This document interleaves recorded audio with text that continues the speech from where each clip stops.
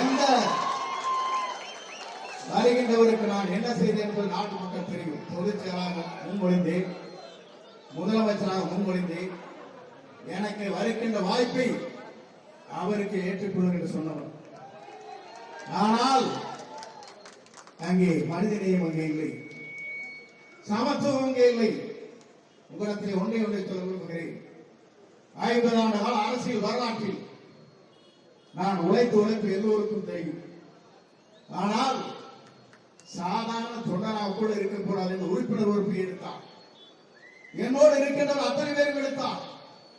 அதோடு எங்களுடைய பக்கத்தை காங்கியத்திற்கு சென்று ஒரு கிளை செயலாளர் தன்னுடைய டூ வீலரில் வருகிற போது அந்த டூ வீலரை ஸ்கிட்டாய் கீழே விழுந்து மண்டை உடைந்து அன்றே இறந்து விட்டார்.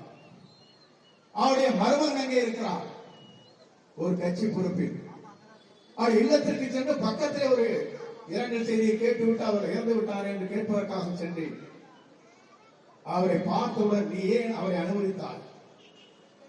ஆகவே உன்னை அடிப்படை உறுப்பினரை நீக்கிறேன் என்று நீக்கினார். இதைவிட வெட்கக்கேடான செயல் தமிழ்நாட்டை எங்கும் நடைபெற்றிருக்கார். துக்கத்தை விசாரிக்கிறதற்கு உறுப்பினர் உறுப்பு எடுக்கிறார் என்று சொன்னால் இவரெல்லாம் நாளைக்கு ஆட்சிக்கு வந்தால் என்ன ஆகும் என்பதை நீங்கள் தான் தீர்மானிக்க வேண்டும். நாம் ஆட்சிக்கு வருவது யார் என்பதை நாம் முடிவு செய்ய வேண்டும். உங்களை பொறுத்தவரையிலும் உங்களுடைய தளபதி தான் நான் சொன்னால் சொல்வார்கள், இவர் வாய் எப்படி வேண்டாலும் பேசுகிறேன். நான் புரட்சி தமிழ் என்று சொல்ல மாட்டேன். ஏன்னு சொன்னால் பட்டம் கொடுத்தவரை நான் சொல்லவில்லை என்று ஓடிவிட்டான்.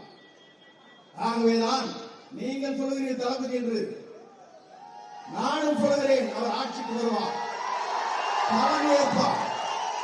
அந்த சக்தியை தமிழ்நாட்டில் எவராலும் அசைத்து விட முடியாது.